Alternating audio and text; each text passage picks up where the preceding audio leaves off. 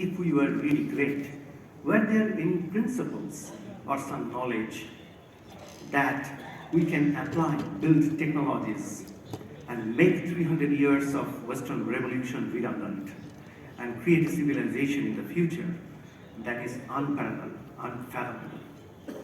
So my short presentation and a rapid presentation would be a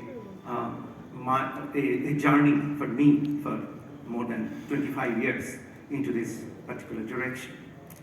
So in front of you, you see a glass of water. If I say that all of you are a glass of water, would you believe it? 77% of your body is water. So I took some water, I put 12 grams of oil and a little bit of salt and some proteins that you buy. So, and I shake it, it's a shake, and it's you who is thinking about all the mysterious things of the universe and acquiring knowledge and doing so many things. There is a big black patch. You know what is that? If you go far, far away from this galaxy to the extreme end, for each 400 million black holes, which are absolutely dark dots, you get only one galaxy. So if you put 400 million, 40 crores of black dot and one white dot, that is the condition. So from the smallest to the largest, to me, Hinduism is a quest to understand from the smallest to the largest, identifying the origin of the universe and implementing it in our life, in our culture, in every aspect of life. I will show you how and why. So what we did is we took from the smallest to the largest, different mass. Like if I say it's me, I can go inside me, I have some organs, I can go to a cell, I can take a protein complex, I can go inside and inside and inside, then there will be atoms. The journey is endless. So wherever you start, Jat Pindate Tat Brahmande, Jat Brahmande Tat Pindate. So if you go to the extreme point, extreme end of the universe, you will get a point. So we took mass versus surface area and plotted with radius. Every single thing we took, from the elementary particles to the largest massive black holes, and it looks like Om. So first of all, I would like to tell you that the basic difference between us and the Hindu Vedic science and with the Western sciences, in the Western science it is past, present, future. Time is linear, but for us, time is circular. We say clock architecture. But do you know the implications of that? Today I will show you some of the implications. So this Om is not a random thing. You see the quote there, as many worlds as they are outside, so many are within the self, from Yoga Vasishtha. So we started doing the measurement of tensors. You have heard about, some of you might have heard about tensor. In early temples, 200 years back, in the temple, you will call it Chautisha. It's 4x4 or 8x8, and Astisha. For the last 200 years in the Western world, it has not changed. Even when you may analyze the satellite images and do computing, you use quaternions, 4x4 tensors, and 8x8. But we have gone through. And why we have gone through? Because the Western, say Turing computation, Turing principle, or whatever the principle you take, the basic philosophy is everything happens one after another. One after another, sequential.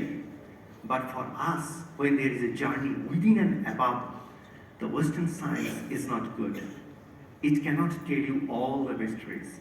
You need to go to a new kind of mathematics, and we have developed over 10, 12 years this kind of mathematical tools that is suitable only to implement and analyze the Vedic science. So We can go ahead and, for an example, quantum chromodynamics. Lahita Shukla Krishna, so George Sudarshan, when he created quantum chromodynamics, is almost inspired by Purusha, Maharshi Kapil's, where he suggested there are three colors and you combine them with the geometric shapes and you can create everything in the universe. And if you see lots of quotations are there, cyclic universe theory, that is Einstein adopted it in 1930s, and you can find out its instances in many different scriptures. Because of short of time, and time is cyclic, there are many references. I will not get into details because of the short time. So what we have done is, when we say that time is cyclic, then time is just like a particular object. And you can think of Kala Chakra. So that's why for different gods you will find that we create Sri Jantra. So imagine a sphere and a point is rotating all around it. So it's just like a machine called automaton. And we can create an architecture for that. So based on that, we can say that there are three dimensions of space, that is height, width, and you can see I'm a three-dimensional object. That time could be also three-dimensional, fifth dimension, sixth dimension, seventh dimension. Then there could be morphogenesis, three dimensions, and primes. Primes were called Daivik Sankhya. So Sankhya philosophy told us that in the universe, everything could be explained in terms of numbers. But Maharshi Kapil's student, Arushi, challenged him and said, it is not enough. Numbers and integers are not enough. So you see, in the Western civilization, if any of you are ever of astrophysics, three dimensions of space and one dimension of time. That is what Einstein said. Still, all the astrophysical objects, Riemannian tensor, everything is written with three dimensions of space and one dimension of time. But if you go to the Vedic philosophies, we had three dimensions of space, three dimensions of time. That is Maya, this Prakriti. But Purusha is beyond that, where you have numbers and geometric shapes, which has no attribute. To me, as a scientist, I have not seen any example of such a sophisticated proposal where human bias, we try to go beyond human bias and try to explain the origin of the universe.